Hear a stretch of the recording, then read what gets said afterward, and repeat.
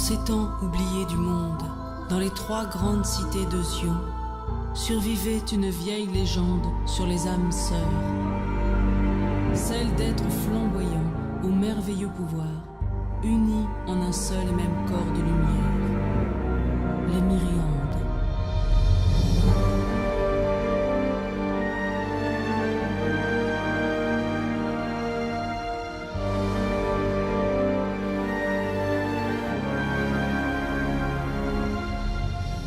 Au commencement de l'histoire, Sisam et Elia sont 2 âmes sœurs que le destin a séparées et va faire se retrouver après de longues années de séparation. Le lien qui les unit pourrait bien faire d'eux un puissant Myriande, celui qui rendrait alors la liberté à toutes les autres âmes sœurs prisonnières en secret des 3 cités. Le concept d'âme sœur est universel, mais celui d'être réconcilié a été en quelque sorte perdu. Et j'ai voulu y apporter un regard neuf, en choisissant de l'adapter au monde de la fantaisie, mais tout en m'inspirant du mythe platonicien et du discours d'Aristophane. Pour moi, c'était une façon d'allier la magie, le divertissement, le conte, à la profondeur spirituelle des philosophes.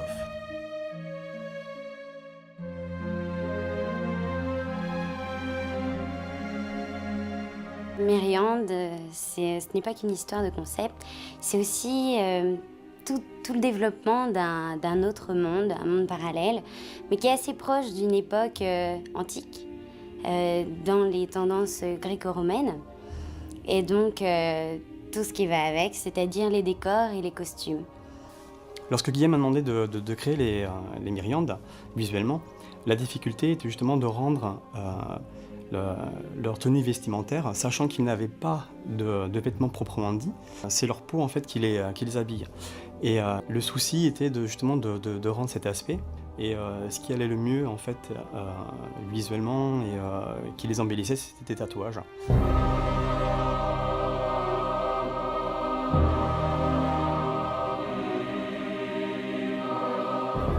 Avec les années, nous avons été une dizaine d'illustrateurs à travailler sur l'univers de Myriande. Marco Cario d'abord, avec ses infographies très réalistes, puis Cyril Barrault qui a signé 2 couvertures des romans. Michel Bordery, un spécialiste reconnu en heroic fantasy, et Isabelle Pecot qui nous vient du monde de la féerie et du portrait. Stéphane Degel qui a un véritable don pour imaginer les créatures les plus incroyables.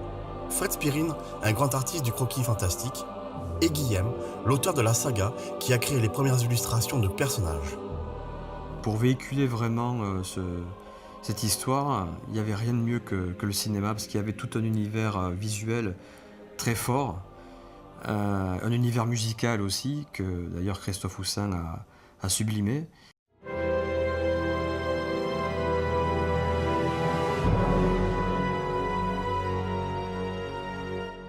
Depuis des siècles, enfermé dans sa citadelle, Crium, seigneur de Doldometh, malmène l'une des 3 clés de la porte des âmes pour retrouver son âme sœur égarée. Rongé par la jalousie et la haine, il est le maître d'œuvre du mal qui a emporté tous les Myriandes de ce monde. À ce stade du projet Myriande, j'avais très peu de choses, si ce n'est les quelques belles illustrations qui existaient déjà et la Bible scénaristique. Et ce qui est très bon signe, les thèmes sont arrivés très vite, les musiques sont arrivées très vite. J'ai commencé par travailler sur certains personnages, comme Elia, qui est un personnage clé évidemment, mais d'autres personnages secondaires comme Farf, qui sont très inspirants et très drôles à mettre en musique. Et par la suite, je me suis rendu compte que Guilhem avait inventé une langue très ancienne, la langue des Myriandes. Évidemment, sachant ça, j'ai sauté sur l'occasion, je me suis dit qu'il fallait absolument utiliser cette langue. C'était vraiment une aubaine pour moi en tant que compositeur sur le projet. Ça permettrait vraiment de faire un pont entre les écrits de Guilhem et ma musique.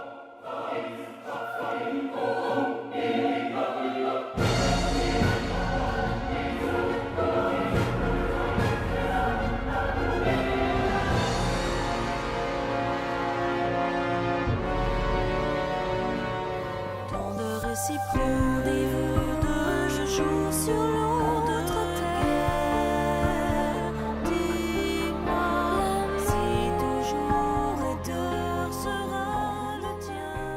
Willem m'a contacté, m'a parlé de son projet Myriande et m'a dit voilà, je trouve que cette chanson collerait parfaitement avec le film. Et par la suite, j'ai lu le scénario et là, je me suis aperçue qu'effectivement, il y avait vraiment des points communs. On aurait presque dit que la chanson avait été faite précisément pour 2 personnages du film, qui sont Oriance et Nésis, puis qui sont 2 femmes, qui sont Myriande aussi.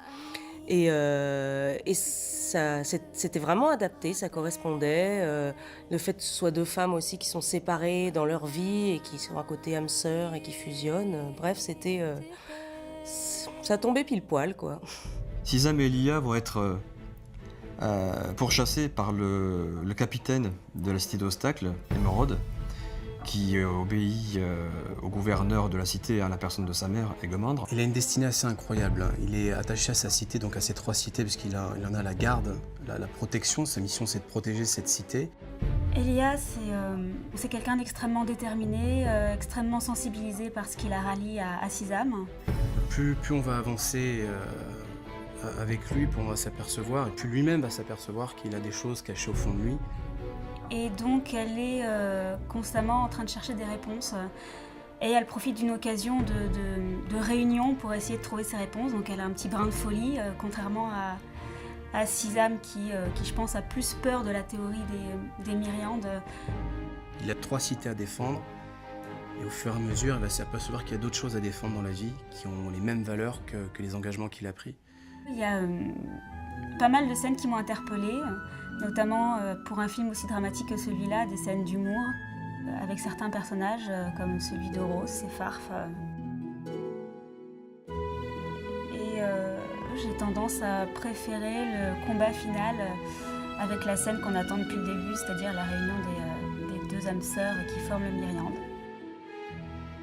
C'est vrai que l'univers un peu heroic fantasy, un peu fantastique, on le retrouve assez peu en France.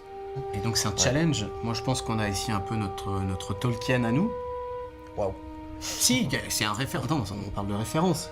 On parle de référence. Pour moi c'est ça, c'est un univers qui est aussi riche que celui de Tolkien, qui n'a rien à voir, c'est totalement différent. Et je pense qu'avoir ça en France, c'est une vraie valeur ajoutée. Les âmes sœurs, c'est quelque chose qui m'a toujours marqué profondément. Quelque chose qui est là, quoi, qui a toujours été là. Il y a un cœur qui bat. Par-delà les montagnes, les rivages, les clivages et les races, le rêve de l'âme sœur nous parle à tous. Cet amour existe, quelque part, encore invisible à nos yeux. Et le dessein de cette grande aventure est peut-être bien de nous réconcilier.